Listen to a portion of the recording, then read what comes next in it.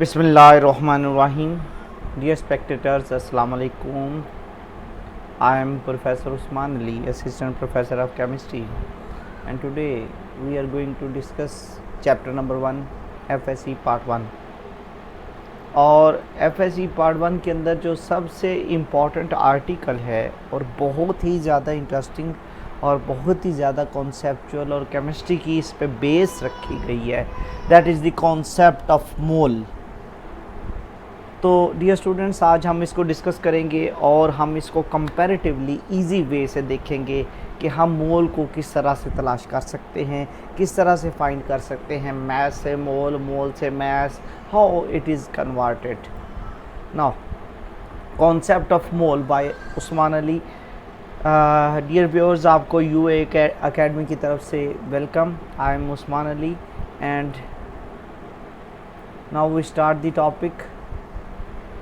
हमें पता है कि डिफरेंट चीज़ें होती हैं जिनमें कुछ सब्सटेंस होते हैं. अगर कोई मालिक्यूलर कंपाउंड्स होते हैं तो उनको मालिक्यूल बोला जाता है.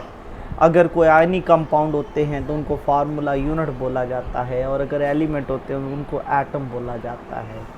एंड डियर स्टूडेंट्स, अगर कोई मालिक्यूल होगा तो उसके मैस को मालिकुलर मैस बोलते हैं. फार्मूला यूनिट होगा तो उसका मैस फार्मूला मैस कहलाता है. एटम है तो उसका मैस एटॉमिक मैस कहलाता है. और अगर कोई आयन है तो उसका मैस आयोनिक मैस कहलाता है. Molecular mass, formula mass, atomic mass और आयोनिक मैस. डियर स्टूडेंट्स,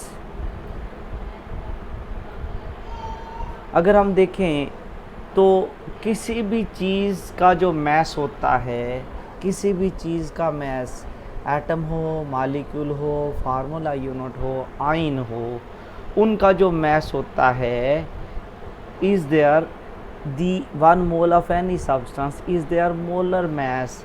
ये उनका मोलर मैस होता है. एलिमेंट है तो उसका एटॉमिक मैस, मालिक्यूल है तो उसका मालिकुलर मैस, फार्मूला यूनिट है तो उसका फार्मूला मैस, आयनिक मैस है, आयनिक कंपाउंड है तो उसका आयनिक मैस.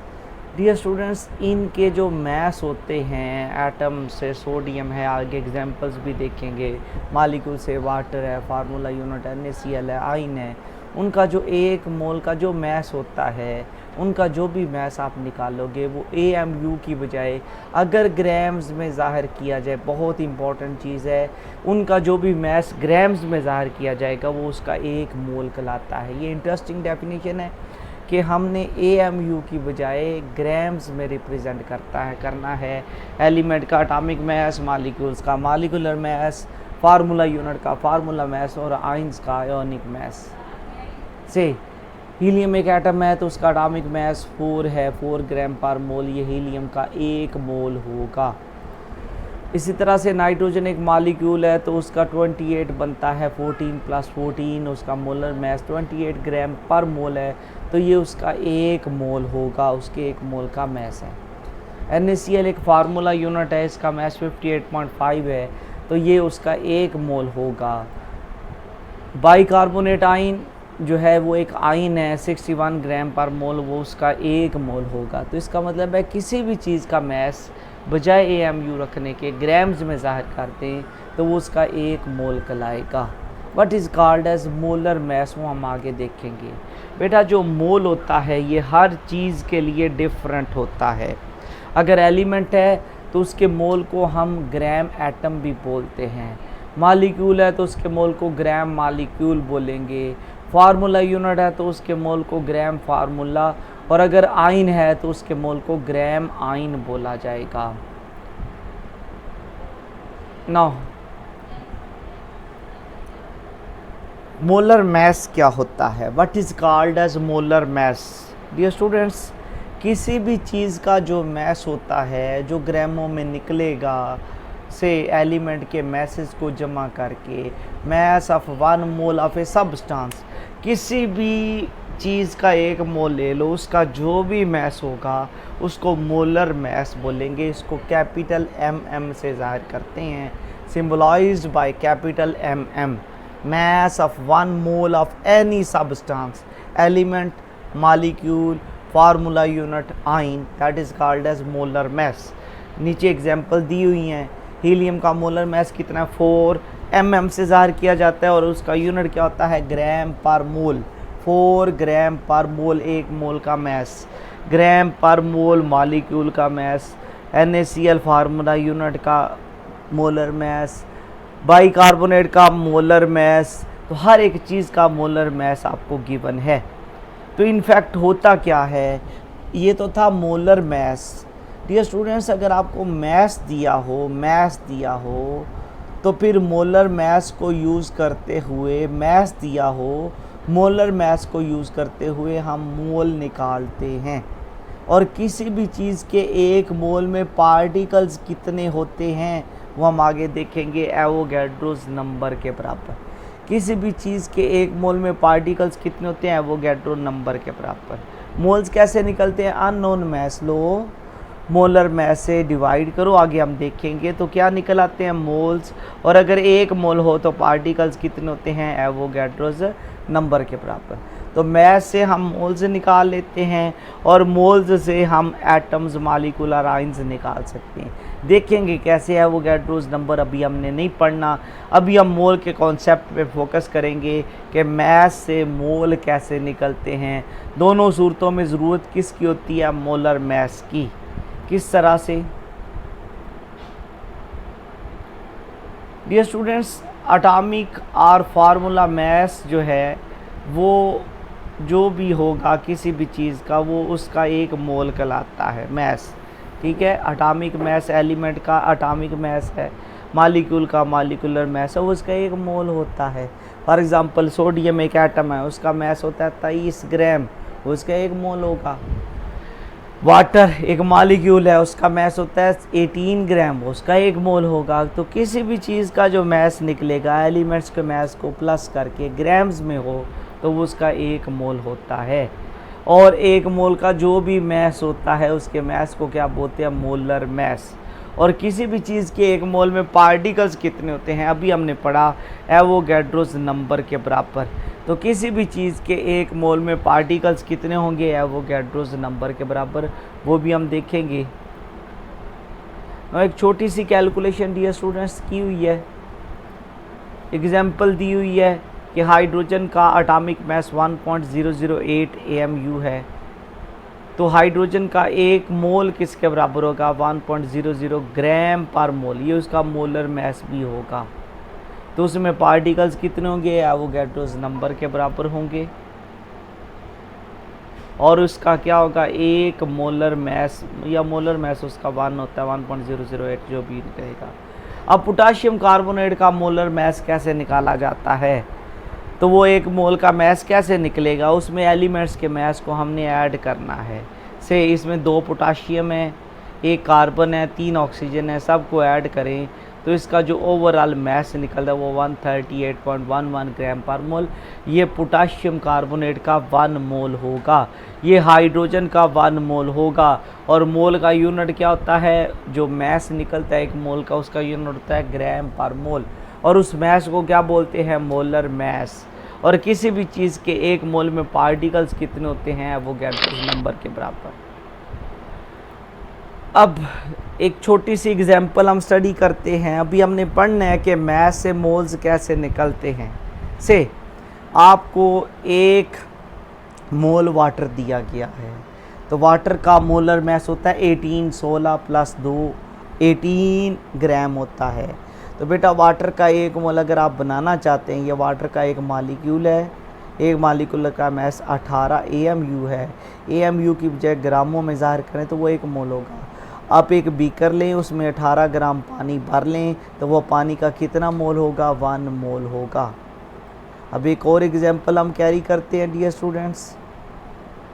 नाउ सी, आपके पास एक ग्लूकोज का मॉलिक्यूल है, ग्लूकोज के एक मॉलिक्यूल का मास 180 होता है। अगर आप कैलकुलेट करें 180 निकलेगा। तो अगर आप ग्लूकोज 180 ग्राम एक बर्तन में ले लें तो वो ग्लूकोज का एक मोल होगा। वाटर के 18 ग्राम ले लें तो वाटर का एक मोल होगा। और एक और मॉलिक्यूल है पैराडाइक्लोरोबेंजीन, पैराडाइक्लोरोबेंजीन। डियर स्टूडेंट्स, अगर इसकी कैलकुलेशन करें तो इसका मोलर मास निकलता है 147। तो आप पैरा डाइक्लोरोबेंजीन का 140 ग्राम ले लें तो वो उसका 1 मोल होगा। इसका मतलब है किसी भी चीज़ का जो मैस होता है, किसी भी चीज़ का जो मैस होता है वो एटॉमिक मैस हो, मॉलिक्यूलर मैस हो, फार्मूला मैस हो, आयनिक मैस हो, ग्रामों में ज़ाहिर किया जाए तो वो उसका 1 मोल होगा। अब नेक्स्ट जो है वो इम्पॉर्टेंट चीज़ है कि मोल यूज़ किधर होता है। मोल के ज़रिए हम इक्वेशंस को बैलेंस करते हैं। हाइड्रोजन के 2 मोल, ऑक्सीजन के 1 मोल और वाटर के 2 मोल प्रोड्यूस हो जाते हैं। तो इसके 1 मोल का मैस जो है H2 का 2 होता है, 2 मोल का होता है 4 ग्राम। ऑक्सीजन O2 के 1 मोल का मैस जो है ऑक्सीजन के 1 एटम का 16 होता है, 2 एटम है तो 32 ग्राम। वाटर के 1 मॉलिक्यूल का मैस 18 होता है, 2 है तो मल्टीप्लाई बाय 2 36 ग्राम। तो इसका मतलब ये है कि ये इक्वेशन हमें बताती है कि 4 ग्राम हाइड्रोजन, 32 ग्राम ऑक्सीजन और 36 ग्राम वाटर प्रोड्यूस होता है। ये इतने बड़े बड़े मैस को ज़ाहिर करना इतना मुश्किल होता है, तो हम मोल के कॉन्सेप्ट के ज़रिए इसको इजीली एक्सप्लेन कर लेते हैं कि 2 मोल्स H2 1 मोल O2 से रिएक्ट करते हैं और 2 मोल वाटर बन जाता है। अंडरस्टूड। मोल्स किस पे डिपेंड करते हैं? मैस पे। तो मोल्स के ज़रिए मैस ही बताया जाता है। इनफैक्ट इम्पॉर्टेंट रिलेशनशिप है, मैंने क्या पहले आपको बताया था कि अगर आप मैस को मोल्स में और मोल्स को मैस में कन्वर्ट करना चाहते हैं उसका कोई फार्मूला होगा। एंड डियर स्टूडेंट्स, उसका जो फार्मूला है वो ये है कि मोल्स अगर किसी चीज़ के कैलकुलेट करने हैं वो बराबर होंगे उस सब्सटेंस का मैस। वो एटम भी हो सकता है, मॉलिक्यूल भी हो सकता है, फार्मूला यूनिट भी हो सकता है, आयन भी हो सकता है, डिवाइडेड बाय उसका मोलर मैस। तो इसे सिंप्लीफाई किया जाए, स्मॉल n क्या है? ये नंबर ऑफ मोल है। स्मॉल m क्या है? मैस है। और कैपिटल M क्या है? मोलर मैस है। तो mess divided by molar mass, moles निकल आते हैं। तो ये सब्सटेंस क्या हो सकते हैं हम ऑलरेडी डिस्कस कर चुके हैं। Atom, molecular ions, formula units, different चीज़ें हो सकती हैं। और इस फार्मूले को यूज़ करते हुए हम मैस को मोल में और मोल को मैस में कन्वर्ट करेंगे। कुछ एग्जांपल्स के ज़रिए हम इसको स्टडी करेंगे। Now look at the examples. First of all we are going to study the molar mass of a substance. Dear students, molar mass कैसे कैलकुलेट किया जाएगा? देखें, अगर आपने मैग्नीशियम नाइट्रेट का मोलर मैस निकालना है, सिल्वर का मोलर मैस वो कहता है पहले निकालें, तो सिल्वर का मोलर मैस उसका एटॉमिक मैस होता है और AMU की बजाय किस में ज़ाहिर किया जाता है? ग्राम पर मोल में। मैग्नीशियम नाइट्रेट का कैसे निकाला जाएगा? मैग्नीशियम का 24 होता है, नाइट्रोजन का 14 होता है, 2 एटम है उसको 2 से मल्टीप्लाई कर दें। ऑक्सीजन का 16 होता है, 3 एटम है और उसको भी 2 से मल्टीप्लाई कर दें। ओवरऑल सम अप करेंगे ये 148 ग्राम पर मोल। तो डियर स्टूडेंट्स, जब भी आपने मैस को मोल में या मोल को मैस में कन्वर्ट करना है तो पहले उस सब्सटेंस का क्या निकालना है? Molar mass. तो जब मोलर मैस निकाल लेंगे फिर वो फार्मूला पुट करेंगे, mass is moles is equal to mass over molar mass. अब उस फार्मूले को यूज़ करते हुए कुछ हम कैलकुलेशंस करते हैं, कुछ एग्जांपल्स को स्टडी करते हैं। Conversion of moles into mass. Dear students, अगर आपको मोल्स दिए हों तो उसको मैस में कैसे कन्वर्ट करेंगे? Let's suppose you are given 2.74 moles of potassium KMnO4 potassium potassium 2.74 moles हैं। मैंने बताया जब भी मोल्स को मैस में और मैस को मोल्स में कन्वर्ट करना है पहले उसका क्या निकालना पड़ेगा? Molar mass. तो पोटाशियम पर मैंगनेट का मोलर मैस निकलता है 158 ग्राम पर मोल। तो इन मोल्स को मैस में कैसे कन्वर्ट करेंगे? वही फार्मूला है, number of moles is equal to mass over molar mass. अगर आपने मैस निकालना है, मोल्स कितने निकले हुए हैं? मोल्स निकले हुए हैं 2.74 गिवन हैं, मोलर मैस है 158। एंड डियर स्टूडेंट्स, ये 158 उधर जाके मल्टीप्लाई हो जाएगा मोल्स से। मोल्स कितने? 2.74 मल्टीप्लाई बाय 158, ये आंसर आ जाएगा 432 ग्राम। इसका मतलब है अगर इतने मोल्स के MnO4 के होंगे तो उसमें इतने ग्राम होंगे। तो इस फार्मूले के ज़रिए हमने क्या किया? अभी हमने ये पढ़ा कि अगर मोल्स दिए हों तो कैसे मैस निकाला जा सकता है। अब एक और एग्जांपल हम कर लेते हैं मोल्स को मैस में कन्वर्ट करने की, और ये बहुत इंपॉर्टेंट शार्ट क्वेश्चन भी अक्सर भी आता है। यू आर गिवन 10 की power -3 moles of magnesium sulphate. सबसे पहले मोलर मैस निकालना है। डियर स्टूडेंट्स, इसका मोलर मैस निकलता है 150 ग्राम पर मोल। ग्राम पर मोल का मतलब है कि इतने जो है वो उसका मोलर मैस होगा, 120 ग्राम पर मोल, सॉरी। तो अब क्या करना है, जब हमने मोलर मैस निकाल लेना है तो moles will be equal to mass over molar mass. Mass हमने फाइंड आउट करना है। मोलर मैस 120 निकला हुआ है, मोल्स एंड 10 की पावर -3 120 मल्टीप्लाई हो जाएगा तो ग्राम्स निकल आएंगे। तो ये जो दोनों एग्जांपल्स हमने स्टडी की हैं ये बताती हैं कि किस तरह से आप मोल्स को यूज़ करते हुए मैस निकाल सकते हैं। लेकिन दोनों सूरतों में किसकी ज़रूरत है, मोलर मैस की। अब अगली जो हम करने लगे हैं वो है, अगर मैस दिया हो तो किस तरह से मोल्स फाइंड आउट किए जा सकते हैं। Conversion of mass into moles, conversion of mass into moles. अगर मैस दिया हो तो मोल्स कैसे निकलेंगे। Say you are given mass of 9 gram of water, इसमें मोल्स कितने होंगे, अगेन वाटर का क्या निकालना पड़ेगा, मोलर मैस।